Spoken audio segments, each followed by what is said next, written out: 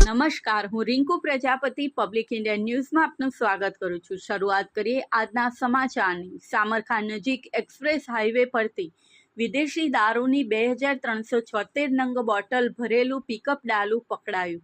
દાહોદથી આણંદ આવતો હતો દારૂનો જથ્થો। આણંદ એલસીબી પોલીસની ટીમે બાતમીને આધારે સામરખા ગામની સીમમાંથી પસાર થતા અમદાવાદ વડોદરા એક્સપ્રેસ હાઈવેના આણંદ એક્ઝિટ ઉપર વોચ ગોઠવી હતી। વિદેશી દારૂની હેરાફેરી કરતા એક પિકઅપ ડાલા સાથે તેના ચાલકને ઝડપ્યો છે। પોલીસે વિદેશી દારૂની 2376 બોટલો ઉપરાંત પિકઅપ ડાલું અને એક મોબાઈલ મળી કુલ રૂપિયા 12.68 લાખનો મુદ્દામાલ જપ્ત કરી આગળની કાર્યવાહી હાથ ધરી છે।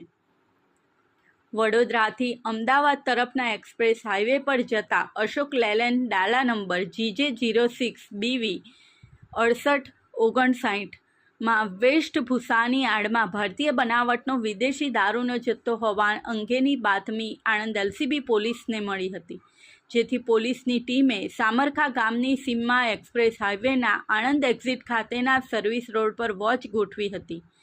દરમિયાન બાતમી મુજબના વર્ણનવાળું પિકઅપ ડાલું આવતા પોલીસે તેને રોક્યું હતું ને તેના ચાલક શોએબભાઈ ઉર્ફે ધૂળેટી સઠી મહંમદ મંસૂરી રહેઠાણ ખાતરત દરવાજા અંદર મહેમદાવાદ જિલ્લા ખેડાની અટકાયત કરી હતી।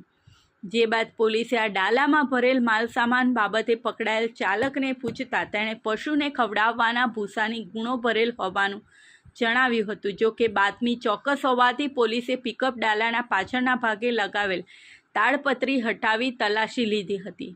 દરમિયાન આ ડાલામાં પશુને ખવડાવવાનું વેસ્ટભૂસું ભરેલ ગુણો મૂકેલી હતી, જે હટાવી અંદર જોતા તેની પાછળ સંતાડેલી ભારતીય બનાવટના વિદેશી દારૂની 2376 નંગ બોટલો મળી આવી હતી।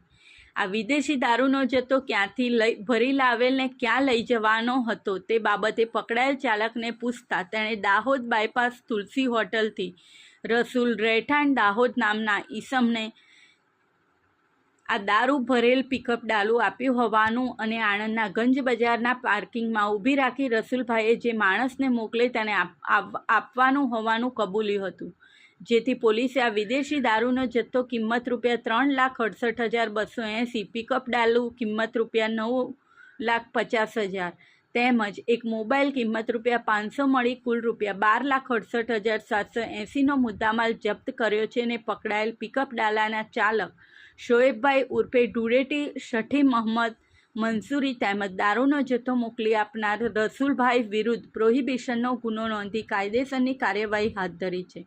આ સાથે આજના સમાચારને અહીં સમાપ્ત કરીએ છીએ।